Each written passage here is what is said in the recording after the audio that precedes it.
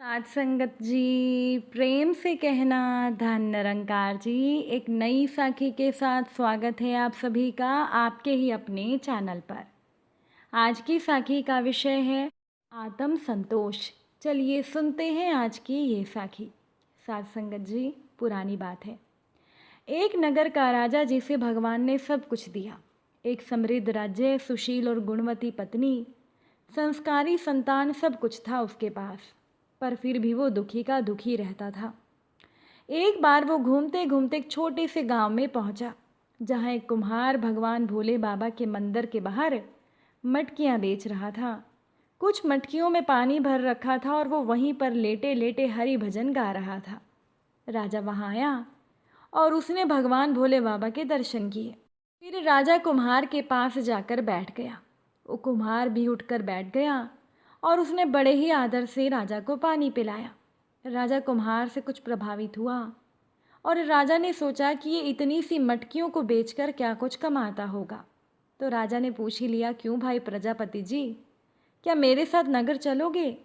प्रजापति ने कहा, नगर चलकर क्या करूँगा राजा जी।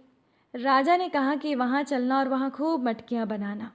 प्रजापति कहने लगा, फिर उन मटकियों का क्या करूँगा? राजा कहने लगा, अरे क्या करेगा, उसे बेचना, खूब पैसा आएगा तेरे पास। प्रजापति कहने लगा, फिर उस पैसे का क्या करूँगा मैं महाराज? राजा कहने लगा, अरे पैसे का क्या करेगा, अरे पैसा ही तो सब कुछ है। प्रजापति बोला, अच्छा राजन, अब आप मुझे ये बताइए कि मैं उस पैसे से क्या करूँगा? राजा कहने लगे, अरे फिर आराम से भगवान का भजन करना और फिर तुम आनंद में रहना। प्रजापति बोला, क्षमा करना राजन, पर आप मुझे ये बताइए कि मैं अभी क्या कर रहा हूँ, और हाँ, ये बात पूरी ईमानदारी से बताना। काफ़ी सोच विचार किया राजा ने, और मानो इस सवाल ने तो राजा को झकझोर दिया। राजा ने कहा, हाँ प्रजापति जी, आप इस समय आराम से भगवान का भजन कर रहे हो, और जहाँ तक मुझे दिख रहा है आप तो पूरे आनंद में हो। तो प्रजापति बोला, हाँ राजन, यही तो मैं आपसे कह रहा हूँ कि यह आनंद पैसे से प्राप्त नहीं किया जा सकता है। राजा कहने लगा, हे प्रजापति जी, कृपा करके आप मुझे ये बताने की कृपा करें कि मुझे आनंद की प्राप्ति कैसे होगी। कुम्हार कहने लगा, बिल्कुल सावधान होकर सुनना महाराज, और इस पर गहरा मंथन ज़रूर करना। अपने हाथों को उल्टा कर लीजिए। राजा कहने लगा, वो कैसे? प्रजापति बोला, हे राजन, मांगो मत, देना सीखो, और यदि आपने देना सीख लिया तो समझ लेना कि आपने आनंद की राह पर कदम रख लिया है। स्वार्थ को त्यागो, परमार्थ को चुनो। हे राजन, अधिकतर लोगों के दुख का सबसे बड़ा कारण यही है कि जो कुछ भी उनके पास है वो उसमें सुखी नहीं है, और बस जो नहीं है उसे पाने के चक्कर में दुखी हैं। अरे भाई, जो है उसमें खुश रहना सीख लो, दुख अपने आप चले जाएंगे। और जो नहीं है, क्यों उसके चक्कर में दुखी रहते हो?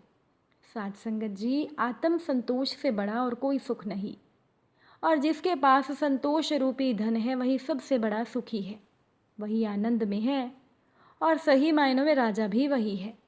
एक बार की बात है कि एक गांव में गरीब आदमी रहता था। वह बहुत मेहनत करता, किंतु फिर भी वो धन ना कमा पाता। इस प्रकार उसके दिन बड़े मुश्किल से बीत रहे थे, और कई बार तो ऐसा भी हो जाता कि उसे कई कई दिनों तक सिर्फ एक वक्त का खाना खाकर ही गुजारा करना पड़ता था। इस मुसीबत से छुटकारा पाने का कोई उपाय उसे नहीं मिल रहा था। एक दिन उसे एक महात्मा मिल गए। उसने महात्मा की खूब सेवा की। महात्मा उसकी सेवा से खुश हो गए और उसे भगवान की आराधना का एक मंत्र दिया। मंत्र से कैसे प्रभु का स्मरण किया जाए, उसकी पूरी विधि भी महात्मा ने उसे बता दी। वह व्यक्ति उस मंत्र से भगवान का स्मरण करने लगा। कुछ दिन मंत्राधना करने पर देवी उसके सामने प्रकट हो गई। देवी ने उस व्यक्ति को कहा कि मैं तुम्हारी आराधना से प्रसन्न हूँ, बोलो क्या चाहते हो, निर्भय होकर मांग लो। अब देवी को इस प्रकार से सामने प्रकट हुआ देख वो व्यक्ति तो घबरा गया। क्या मांगा जाए ये वो तुरंत तय ही ना कर पाया। इसीलिए हड़बड़ाहट में बोल पड़ा, देवी जी इस समय तो नहीं, हाँ मैं कल आपसे मांग लूँगा। देवी कल प्रातः आने का कहकर अंतर्ध्यान हो गई। घर जाकर वो व्यक्ति सोच में पड़ गया कि देवी से क्या मांगा जाए। उसके मन में आया कि रहने के लिए घर नहीं है, इसीलिए वही मांगा जाए। घर भी कैसा मांगा जाए वो उस पर विचार करने लगा। ये ज़मींदार लोग गांव के सब लोगों पर रोब गांठते हैं, इसलिए देवी से वर मांगकर मैं ज़मींदार बन जाता हूँ, तो ये अच्छा रहेगा। ये विचार कर उसने ज़मींदारी मांगने का फैसला कर लिया। इस विचार के आने के बाद वो सोचने लगा कि जब लगान भरने का समय आता है, तब ये ज़मींदार भी तो तहसीलदार साहब की आरजू मिन्नतें करते हैं। इस प्रकार ज़मींदारों से बड़ा तो तहसीलदार है, इसीलिए जब मांगना ही है तो मैं क्यों ना बड़ा तहसीलदार बन जाऊं। इस प्रकार से विचार करके वो तहसीलदार बनने की इच्छा करने लगा। अब वो इस फैसले से खुश था, लेकिन उसके मन में विचार समाप्त नहीं हुए और कुछ देर के बाद उसे जिलाधीश बनने का ध्यान आया। वह जानता था कि जिलाधीश साहब के सामने तहसीलदार भी कुछ नहीं है। इस तरह से उसे अब तहसीलदार का पद भी फीका लगने लगा था। अतः इच्छाएं बढ़ती चली गई। वह व्यक्ति सोचने विचारने में इतना फंस गया कि कुछ तय नहीं कर पाया कि क्या मांगा जाए। इस तरह से दिन रात बीत गए। अगले दिन सवेरा हुआ, अभी वो कुछ फैसला ही नहीं कर पाया था। अब ज्यों ही सूरज की पहली किरण पृथ्वी पर पड़ी, त्यों ही देवी उसके सामने प्रकट हो गई। उन्होंने पूछा, बोलो अब क्या चाहते हो? अब तो तुमने सोच ही लिया होगा कि तुम्हें क्या मांगना है। उस व्यक्ति ने हाथ जोड़कर जवाब दिया, देवी मुझे कुछ नहीं चाहिए, मुझे तो केवल भगवान की भक्ति और आत्म संतोष का गुण दे दीजिए, यही मेरे लिए बहुत है। देवी ने पूछा, क्यों भाई, तुमने धन दौलत क्यों नहीं मांगी? वो व्यक्ति विनम्रता से बोला, देवी मेरे पास दौलत नहीं आई, बस दौलत आने की आशा मात्र हुई तो मुझे उसकी चिंता से पूरी रात नींद नहीं आई।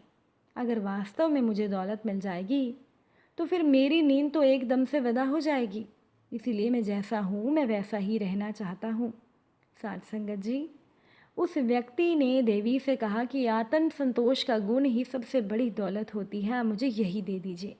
देवी ने उसे आशीर्वाद दे दिया और वह व्यक्ति पहले की तरह ही अपना जीवन खुशी खुशी बिताने लगा। साथ संगत जी, अपनी इच्छाओं पर काबू पाकर ही कोई भी इंसान खुश रह सकता है, लेकिन इच्छाओं पर काबू पाना है बहुत मुश्किल। किसी राजा के पास एक बकरी थी। एक बार राजा ने ऐलान करा दिया कि जो कोई इस बकरी को जंगल में चराकर तृप्त करेगा, मैं उसे अपना आधा राज्य दे दूंगा। किंतु बकरी का पेट पूरा भरा है या नहीं, इसकी परीक्षा मैं खुद करूंगा। इस ऐलान को सुनकर एक मनुष्य राजा के पास आकर कहने लगा, महाराज, बकरी चराना कोई बड़ी बात नहीं है। वह बकरी को लेकर जंगल में गया और सारा दिन उसे घास चराता रहा। शाम तक उसने बकरी को खूब घास खिलाई और फिर सोचा कि सारे दिन इसने इतनी घास खाई है, अब तो इसका पेट भर गया होगा। ये सोचकर वो बकरी राजा के पास ले गया। राजा ने थोड़ी सी घास बकरी के सामने रखी तो बकरी घास खाने लगी। इस पर राजा ने उस मनुष्य को कहा कि तूने इस बकरी को पेट भर खिलाया ही नहीं, वरना ये घास क्यों खाने लगती। इस प्रकार से बहुत से लोगों ने बकरी का पेट भरने की कोशिश की, किंतु जैसे ही दरबार में बकरी के सामने घास डाली जाती, वो फिर से घास खाने लगती। एक विद्वान ब्राह्मण ने सोचा कि इस ऐलान का तो कोई रहस्य है, तत्व है, मैं युक्ति से काम लूँगा। वो भी राजा से प्रार्थना करके बकरी को चराने ले गया।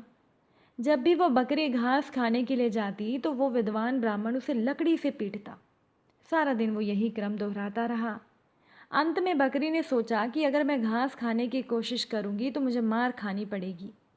शाम को वो ब्राह्मण बकरी को लेकर राज दरबार में लौटा। बकरी को उस ब्राह्मण ने बिल्कुल भी घास नहीं खिलाई थी।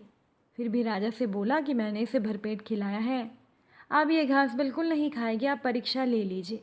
राजा ने बकरी के आगे घास डाली। अब घास को खाना तो दूर, बकरी ने घास को सूंघा तक नहीं। बकरी के मन में ये बात बैठ गई थी कि अगर घास खाऊंगी तो मार पड़ेगी। साथ संगत जी, ये बकरी हमारा मन ही है। ब्राह्मण आत्मा और राजा परमात्मा है। हमें अपने मन को विवेक रूपी लकड़ी से रोज पीटना चाहिए ताकि इस पर अंकुश लगा रहे। मन गयंद मानी नहीं, चले सुरती के साथ, महावत विचारा क्या करे जो अंकुश नहीं हाथ। अर्थात अगर जीव के पास विवेक रूपी अंकुश ना हो तो मन रूपी हाथी और बाज रूपी इच्छाएं उसको मार देती हैं। पर जब विवेक ज्ञान हो तो जीव ना तो मन का गुलाम रहता है और ना ही इच्छाओं का दास बनता है। अगर आज की ये साखी आपको अच्छी लगी हो, वीडियो को लाइक शेयर ज़रूर कीजिएगा। आप सभी से फिर मुलाकात होगी नई साखी और नए विचारों के साथ। साथ संगत जी, प्यार से कहना, धन निरंकार जी।